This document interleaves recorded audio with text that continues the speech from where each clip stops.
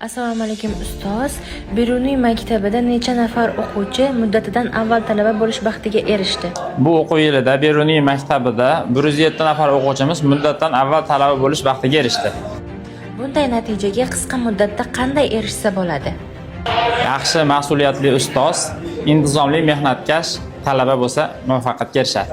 Bugungi kunda ota-onalarni farzandlarini ta'limga yo'naltirishdagi xatolari qanday? Nima deb o'ylaysiz ustoz?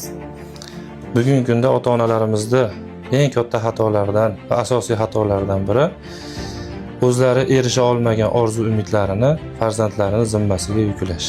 Bu xatolarga yo'l qo'ymaslik uchun qanday maslahatlar berasiz? Bu xatolarga yo'l qo'ymaslik uchun avvalo ota-ona farzandini tinglash kerak, do'stona muhit yaratish kerak, uni qiziqishlari bilan shug'ullanish kerak, qiziqishlariga muvofiq ravishda kasb tanlashga yo'naltirish kerak. Va ta'lim olish jarayonida farzandlarini boshqa tengdoshlari bilan taqqoslash. Bir asosiy muammo farzandlarini juda ko'p nazorat qilish yoki haddan tashqari e'tiborsiz qoldirish. Murojaat uchun quyidagi raqamlarimizga bog'laning.